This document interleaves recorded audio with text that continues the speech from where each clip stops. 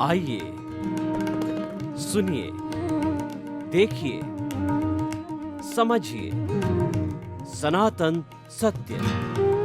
जैसी दृष्टि वैसी सृष्टि, दृष्टि विज्ञान। कुदरत, कुदरती रचना एवं कुदरत के कानून से शाश्वत सुख की प्राप्ति। जोधपुर के परम पूज्य महात्मा उपासक प्रोफेसर डॉक्टर सोहन राज तातेड़ के निर्देशन में सनातन सत्य। जैसी दृष्टि वैसी सृष्टि, दृष्टि विज्ञान।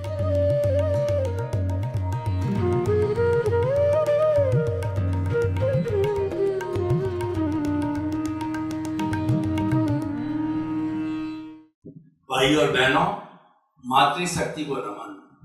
आज का विषय सिद्धांत एवं क्रियान्वयन, थ्योरी एंड एक्शन। सबसे पहले सिद्धांत की व्याख्या करें तो हमारे जीवन में कुछ प्रिंसिपल्स होने चाहिए, सिद्धांत होने चाहिए जो कि हमारे मूल्य कहे जा सकते हैं। उनको आदर्श मान करके हम अपने जीवन का निर्वाह करें और उससे हमारा लक्ष्य बनता है। जब तक आदमी के सामने सिद्धांत न हो तब तक लक्ष्य नहीं बनता है, क्योंकि लक्ष्य का निर्माता सिद्धांत ही होता है। जैसे कि हम एक सिद्धांत पे अगर अनुसरण करें, honesty is the best policy, तो उस संबंध के अंदर हम जो कुछ भी कार्य करेंगे, चाहे नौकरी करते हैं, चाहे खेती बाड़ी करते हैं, चाहे बिजनेस करते हैं, तो हमारे जीवन का सिद्धांत बन जाता है कि हम जीवन में हर जगह ऑनेस्टी का पालन करेंगे। ऑनेस्टी का पालन कैसे करेंगे कि अगर हम बिजनेसमैन हैं तो सही रेट, सही बिहेवियर, झूठा माप तोल नहीं, जितना कहा जाए, जितना लिखा जाए, बोला जाए, उतना ही हम जो है ग्राहक को देंगे। तो इसमें क्या होता है कि आदमी की कथनी करने में अंतर का न होना का अर्थ हो गया कि एक सिद्धांत का निर्माण करना। सिद्धांत का अर्थ यह है कि जो भी लक्ष्य हमने पकड़ा है, जो कुछ भी प्रिंसिपल हमने पकड़ा है, उसको पालन करना, उसको तहे दिल से पालन करना, उसके अनुरूप चलना। देखिए, मनुष्य का जो शरीर है ये ढाले जैसे ढल सकता है, ये ऑनेस्टी में भी ढल सकता है, डिसऑनेस्टी में भी ढल सकता है, ये जो simple living and high thinking में भी ढल सकता है, और उच्च जीवन जीने में भी ढल सकता है। ये मानव जीवन की सबसे बड़ी विशेषता है। तभी जो साधु सन्यासी होते हैं वो सामान्य जीवन जीते हैं, और वही अगर कोई राजा का बेटा होता तो लेविशली जीवन जीता है। तो ये तो व्यक्ति पर निर्भर करता है कि वह क्या चाहता है। हमें जब में समझ आ जावे, जीवन का लक्ष्य बनना चाहिए कि इस जीवन को मुझे कैसे जीना है। हमारे जन्म से मृत्यु तक का जो स्पान है वह जीवन कहलाता है। तो जीवन तो हर व्यक्ति को मिलता है, क्योंकि ये तो कर्मों के अनुरूप है, ये आयुष्य कर्मों के अधीन है, और इस जीवन के अंदर कोई भी व्यक्ति तनिक मात्र भी फेर बदल नहीं कर सकता है, क्योंकि ये तो टैप रिकॉर्ड है। ये मन वचन काया की तीनों बैटरी है जो हम पिछले जन्म से चार्ज करके लाते हैं। चार्ज का अर्थ क्या हुआ कि आज मैं सोहन राज हूँ, मान लो कि पूर्व जन्म के अंदर मोहन राज था, तो मोहन राज ने जैसे जैसे भाव किए, जो जो उसका डिस्चार्ज चल रहा है उसके ऊपर जो रिएक्शन करके जैसे जैसे भाव किए, एक भाव को कॉज कहते हैं, और बहुत से भावों को बंच ऑफ दी कॉजेज कहा जाता है, या कॉजल बॉडी कहा जाता है। यानी मोहन राज जितने जीवन भर जीता रहा, उतने कॉजेज इकट्ठे करता रहा, उतना चार्ज करता रहा।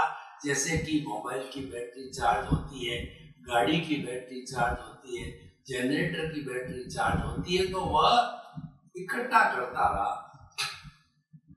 मान लीजिए इसकी उम्र 60 वर्ष की थी तो 60 वर्ष तक वो इकट्ठा करता रहा, वो सारा चार्जिंग हो गया, वो सारा भाव कर्म हो गया। वही जब मोहन राज मर करके सोहन राज पैदा हुआ तो करने वाला तो मोहन राज है, भुगतने वाला सोहन राज है।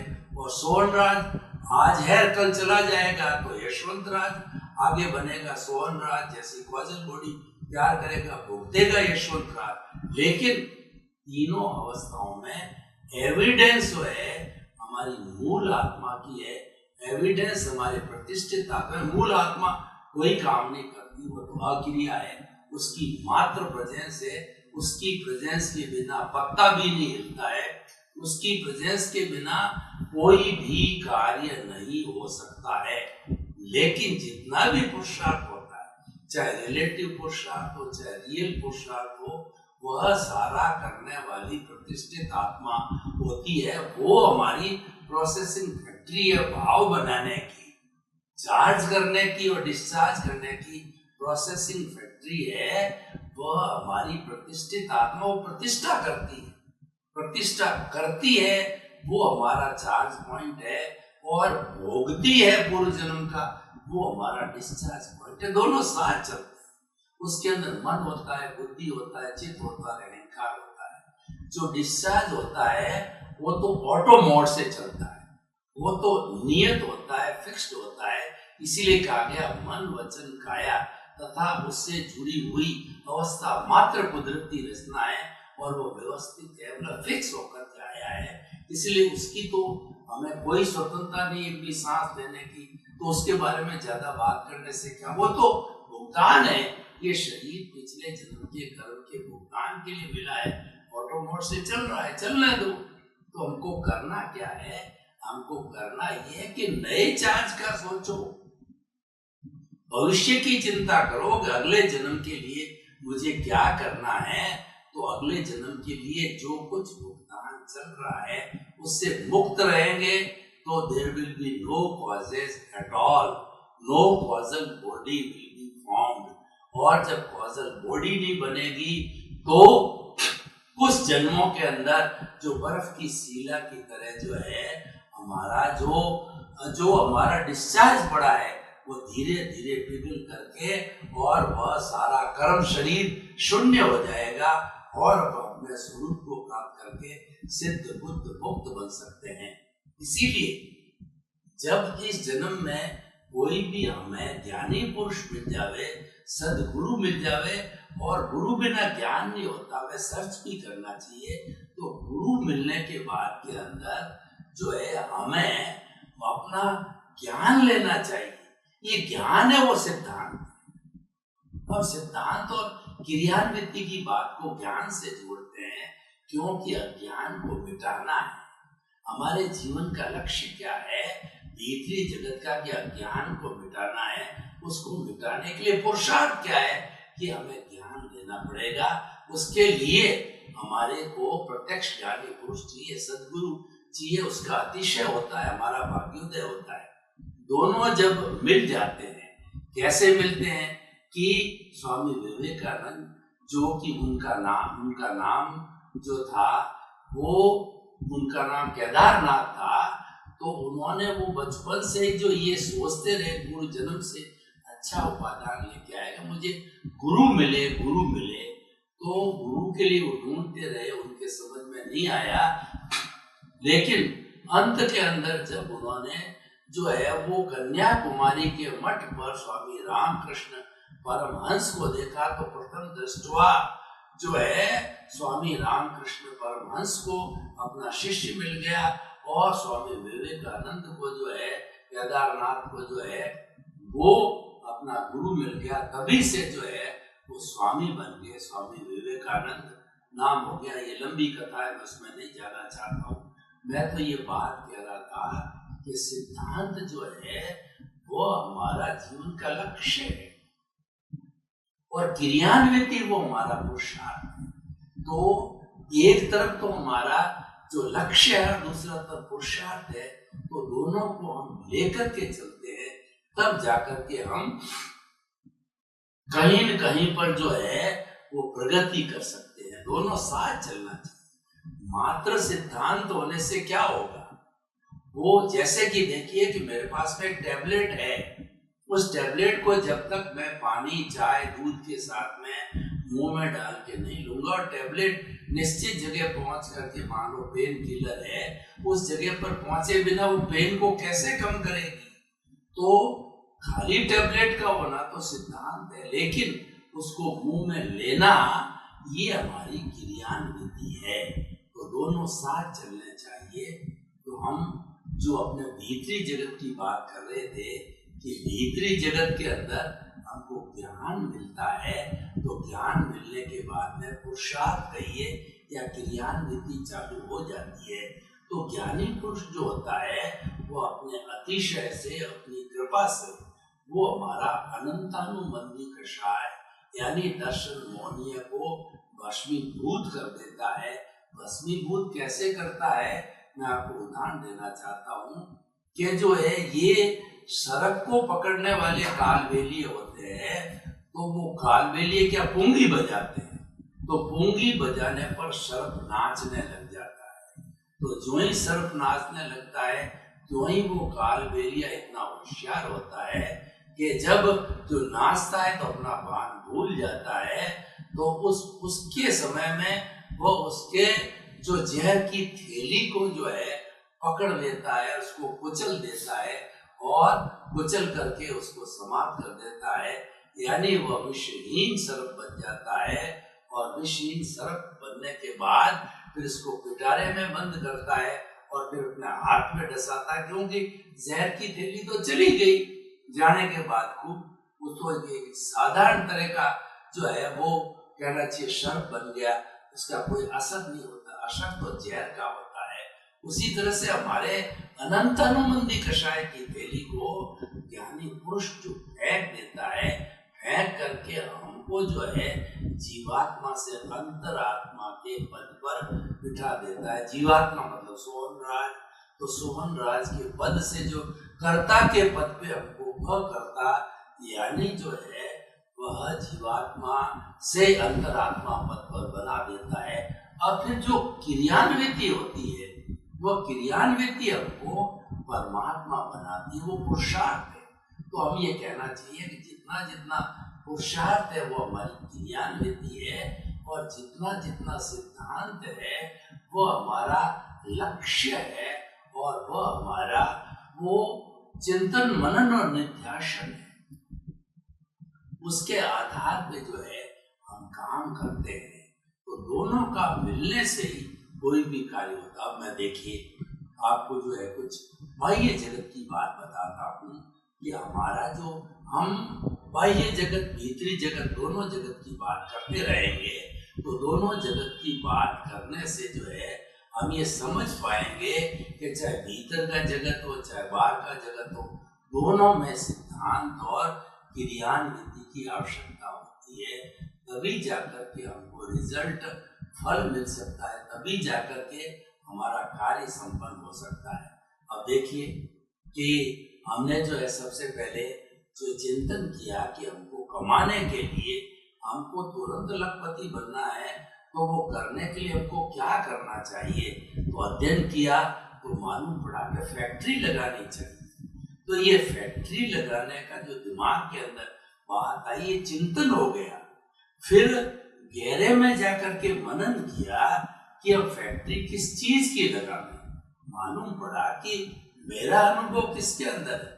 मैंने टेक्सटाइल में इंजीनियरिंग किया हुआ है, टेक्सटाइल में काम किया, टेक्सटाइल का मेरे पास अनुभव है, तो हमें टेक्सटाइल की फैक्ट्री लगानी चाहिए।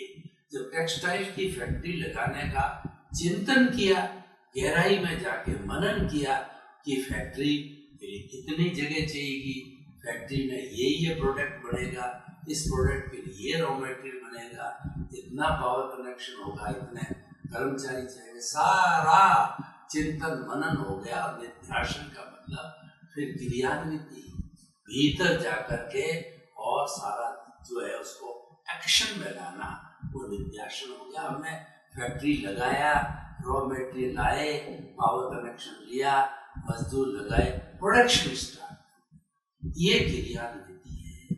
तो पहले तो हमने सिद्धांत के रूप में बताया, उसमें हमने इस फैक्ट्री के लिए कुछ प्रारूप तैयार किया कि हम अच्छी क्वालिटी का कपड़ा बनाएंगे, क्वालिटी हमेशा मेंटेन करेंगे, क्योंकि लॉन्ग टर्म सर्वाइवल के लिए सिद्धांत का होना चाहिए। तो वो सिद्धांत के लिए हमने क्वालिटी पे जोर दिया, क्वांटिटी की बात कही कि हम 1 मीटर कपड़ा कहेंगे तो 1 मीटर ही देंगे, क्वालिटी और क्वांटिटी। और तीसरा हमने बताया कि वेल बिहेव्ड, यानी हम अपने कस्टमर के साथ में अच्छा व्यवहार करेंगे, यानी अपना जो कुछ भी हम उनको कहेंगे उस कमिटमेंट को टाइम से पूरा करेंगे। इतने टाइम में हम इतना कपड़ा दे देंगे, कमिटमेंट करेंगे, तो वह हम जो है वो उनको देने की सारी कार्रवाई कर देंगे। तो इस तरीके के कहने का अर्थ ये हुआ कि हमने सिद्धांत को बनाया, क्रियान्विति को प्राप्त किया, उससे जुड़े हुए चिंतन मनन और निध्यासन किया। इन सब चीजों के माध्यम से जो है हमारी फैक्ट्री चलने लग गई। फैक्ट्री पे हमने उसूल बनाए थे कि भाई सारा जो कपड़ा सही देना, सही क्वालिटी, सही माप, सही तोल और सही व्यवहार करना लोगों के साथ, फैक्ट्री चलने लग गई। अब दूसरों ने भी फैक्ट्री लगाई, उनके साथ के अंदर कोई सिद्धांत नहीं थे, उनके पास में चिंतन मनन निध्यासन नहीं था, और इन्होंने वैसे ही जो है वह लगा दी और कोई ये चीजें, ये मूल्य नहीं होने की वजह से फैक्ट्री लंबे समय तक नहीं चल पाई और बंद हो गई। और हमारी फैक्ट्री तो क्योंकि हमने बहुत अच्छी तरीके से एस्टेब्लिश की थी सारे मूल्यों के साथ के अंदर, तो फैक्ट्री चलती रही और फैक्ट्री 100 साल तक चलती है। आप फैक्ट्रियों का इतिहास उठा के देखिए कि वो 100, 200, 500 वर्ष तक भी चलती रहती है, पुरानी जितनी भी चीजें। और आज भी नहीं है जो क्वालिटी मेंटेन करते हैं, जिनके पास मार्केट होता है, जिनकी पॉलिसी होती है, जिनका सिद्धांत होता है, और जो पुरुषार्थ करते हैं, यानी जिनका क्रियान्वयन बहुत अच्छा होता है, मार्केटिंग अच्छी होती है, रेवेन्यू कलेक्शन अच्छा होता है, तो फैक्ट्री को कोई आंच नहीं आती। ये बात अलग है कि किसी साल में ज्यादा प्रॉफिट कमावे या किसी साल में कम कमावे, वो बात अलग है, लेकिन सर्वाइवल ऑफ द फैक्ट्री चलता रहता है। तो जो आज का हमारा विषय है सिद्धांत और क्रियान्वयन है, वह बाह्य जगत में भी लागू होता है। अब हम भीतरी जगत की थोड़ी चर्चा करेंगे। तो भीतरी जगत में हमने जीवन का लक्ष्य बनाया कि मुझे मुक्ति को जाना। जब लक्ष्य मनुष्य ही बना सकता है और कोई लक्ष्य नहीं बना सकता है, और लक्ष्य क्यों नहीं बना? क्योंकि जो हमारी ब्लिस की अवस्था है, मुक्ति की अवस्था है, उसके बाद हमको कोई जन्म नहीं लेना पड़ेगा। और बार बार जन्म लेना यही सबसे बड़ा दुख का कारण है। हम माँ के पेट में 9 महीने उल्टे लटकते हैं, तब आप देखिए कि कितनी गर्मी, कितनी बदबू, कितनी खट्टी मीठी चीजें मिलती है, कितनी गंदगी होती। तब भीतर बैठे बैठे हम परमेश्वर भगवान से, परमपिता से प्रार्थना करते हैं कि हमको जल्दी बाहर निकालो। तो हम जो है फिर से जो है जन्म लेने का काम नहीं करेंगे, हम मुक्ति की ओर जाएंगे, हम प्रभु को याद रखेंगे। जब बाहर आते हैं दुनिया की चकाचौंध माया को देखते हैं, उसके साथ तन्मयाकार हो जाते हैं, जबकि हमको माया के साथ तन्मयाकार नहीं होकर के चेतना के साथ तन्मयाकार होना चाहिए था। लेकिन मनुष्य की दुर्बलता, कमजोरी है कि वह जो है करने लग जाता है। तो हम आपको ये बात बता रहे हैं कि सिद्धांत और क्रियान्विति भीतरी जगत में भी आवश्यक है। तो हमने तो अपना लक्ष्य बना दिया कि मुझे मुक्ति को जाना है। तो मुक्ति को जाने के लिए हमें जो है वो लॉ ऑफ द नेचर को जानना पड़ेगा। कुदरत जिस तरह कुदरत का कानून, कुदरत के ऊपर कोई नहीं है। संपूर्ण 84 लाख जीवा योनि के प्राणी इस कुदरत के द्वारा जन्म लेते हैं, भरण पोषण होता है, संचालित होते हैं और इसी में विलीन होते हैं। तो हमने जो है कुदरत को और कुदरती वास्तव के अंदर सबका जो है कहना चाहिए कि सबको पालती पोसती है। तो वो होने से जो है हमारा ये अगला जो लक्ष्य मुक्ति का है, वह सरल हो गया, क्योंकि सनातन सत्य के अंदर फिर हम यही बात करने लग जाएंगे कि कुदरत को हमने जो है अपना माना, तो फिर हम क्या करते हैं कि कुदरत अपना काम कर रही है तो हम उसमें दखल अंदाजी क्यों करें। और तो हमने अपना चिंतन चालू किया कि मन वचन काया तथा उससे जुड़ी हुई हर अवस्था मात्र कुदरती रचना, तो कुदरत कर रही है, इसको करने दो। तो हम उसके साथ तन्मयकार नहीं हुए, हमको उसने छोड़ दिया, हमने उनको कुदरत के भरोसे छोड़ दिया। तो कुदरत के भरोसे छोड़ने का अर्थ ये हुआ कि हम चुपचाप तो बैठे रह नहीं सकते, कोई न कोई काम तो करते ही है, करना ही पड़ेगा।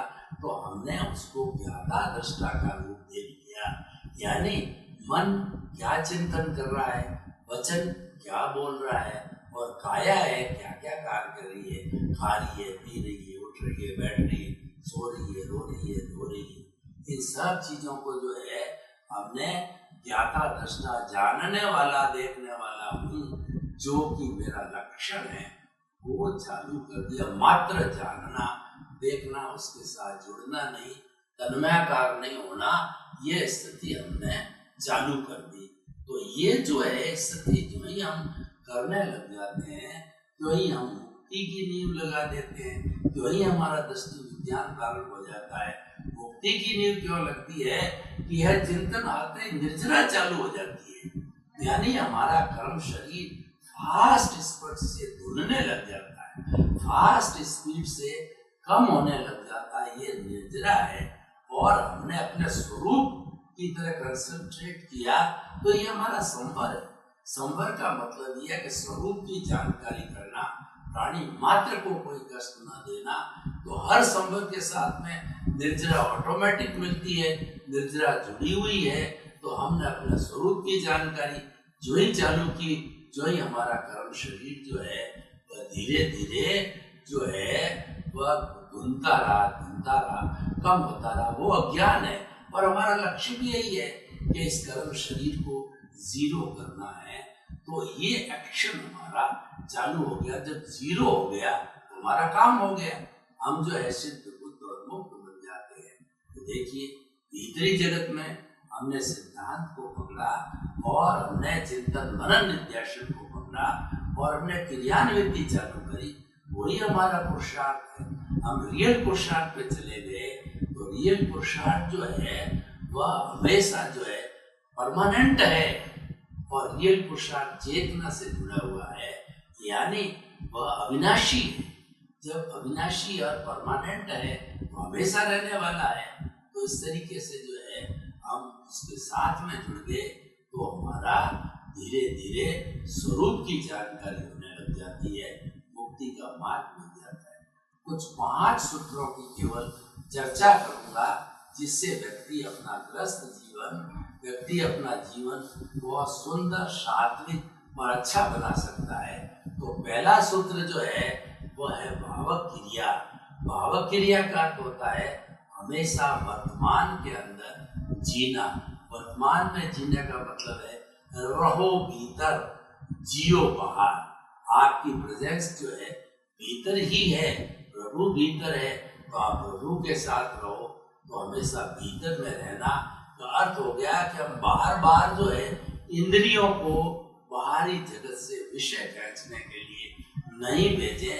यानी जो हमारा इंद्रियों का जगत जितना भी है, जो कि बाहर से विषय खींचता है, उसकी प्रतिसंलीनता करो। प्रतिसंलीनता ये है, इंद्रिय जो बाहर की ओर जा रही है विषयों को खींचने के लिए, जैसे कि चमड़ी है वो अच्छा स्पर्श कर लेने के अनुभूति में लगी हुई है, आंख है वो अच्छे अच्छे फोटो देखने में लगी हुई है, कान है अच्छे अच्छे फिल्मी गाने सुनने के लिए रखी हुई है, और जो शरीर है चटपटा स्वाद लेने के, जो जीभ है चटपटा स्वाद लेने के लिए लगी हुई है।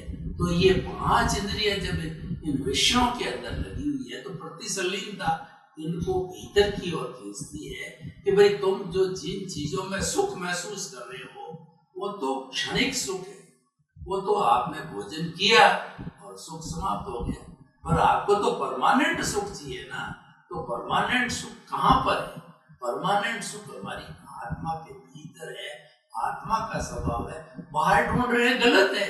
यही अज्ञान है, यही मिथ्यात्व है। और यही जो है कस्तूरी के जो है वो कस्तूरी जब वो ढूंढा जाता है, हिरण ढूंढता है कि कस्तूरी जो है वो हिरण की नाभि में है, लेकिन उसकी महक इतनी शुद्ध बढ़िया होती है कि वो हिरण इधर लेफ्ट दौड़ता है, राइट दौड़ता है, आगे दौड़ता, पीछे दौड़ता, सुगंध कहाँ से आ रही है? जब उसको ये ज्ञान हो जाता है कि सुगंध तो मेरे जो है नाभि के भीतर है, तब उसको सच्चा ज्ञान होता है, उसकी मृत तृष्णा टूटती है, वह ज्ञान टूटता है। तो हम ये कहना चाहते हैं कि आप जीवन में सिद्धांत बनाओ, लक्ष्य बनाओ, सिद्धांत के अनुरूप लक्ष्य बनाओ और क्रियान्विति करो, तब जाके आपको रिजल्ट मिलेगा। सर्वे भवन्तु सुखिनः, सर्वे सन्तु निरामया, लोक के सब जीवों को सुख मिले, शांति मिले, आनंद मिले, प्रेम मिले, सौहार्द मिले, सब भाईचारा रूप में अपने कर्मों का निर्वाह करते हुए हम स्वर्ग को धरा पर उतार लाए।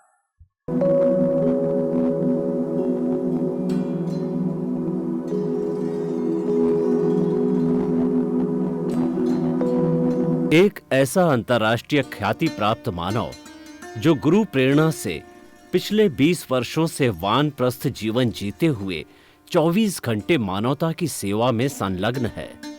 एक ऐसा मानव जो अभी राष्ट्रीय, अंतर्राष्ट्रीय टीवी चैनलों पर 7,500 एपिसोड के माध्यम से सनातन सत्य, आत्मविज्ञान एवं पुनरुत्थान, व्यवहार एवं निश्चय जगत के जीवनोपयोगी विषयों पर हृदय स्पर्शी प्रवचन कर चुका है। उस मानव का नाम है महात्मा उपासक प्रोफेसर डॉक्टर सोहन राज तातेड़। प्रोफेसर तातेड़ द्वारा योग, दर्शन, शिक्षा विषयों पर रचित पीएचडी स्तर के 250 शोध ग्रंथ भारत के 100 प्रतिष्ठित विश्वविद्यालयों में शोधार्थी पढ़ रहे हैं तथा वे सभी शोध ग्रंथ वहां की सेंट्रल लाइब्रेरियों में उपलब्ध हैं। महात्मा सोहन राज ने अभी तक हजारों स्कूलों, कॉलेजों, विश्वविद्यालयों एवं संस्थाओं में सेमिनार, वर्कशॉप, कैंप लगाकर लाखों विद्यार्थियों को योग, दर्शन, शिक्षा का प्रशिक्षण देकर उन्हें सुसंस्कारित किया। डॉक्टर तातेड़ ने भारतीय संस्कृति उत्थान के 4000 से अधिक समसामयिक विषयों पर आर्टिकल लिखकर ऑनलाइन जर्नल, पत्रिकाओं, वेबसाइट्स पर प्रकाशित किया, जिसका उपयोग लाखों पाठक कर रहे हैं। उपासक तातेड़ के 5000 से अधिक आज का सुविचार, आज का शुभ संदेश, आज का मंगल भावना योग आदि चिंतन websites, Twitter, blogger, Facebook, YouTube माध्यमों से लाखों लोग अपना जीवन निर्माण कर रहे हैं। मानवता के मसीहा ऐसे महामानव महात्मा सोहन राज तातेड़ के प्रोफाइल को अभी तक विश्व के 20 लाख दर्शक यूट्यूब पर, 12 लाख गूगल पर एवं लाखों दर्शक फेसबुक, ब्लॉगर, ट्विटर और इंस्टाग्राम पर देख चुके हैं।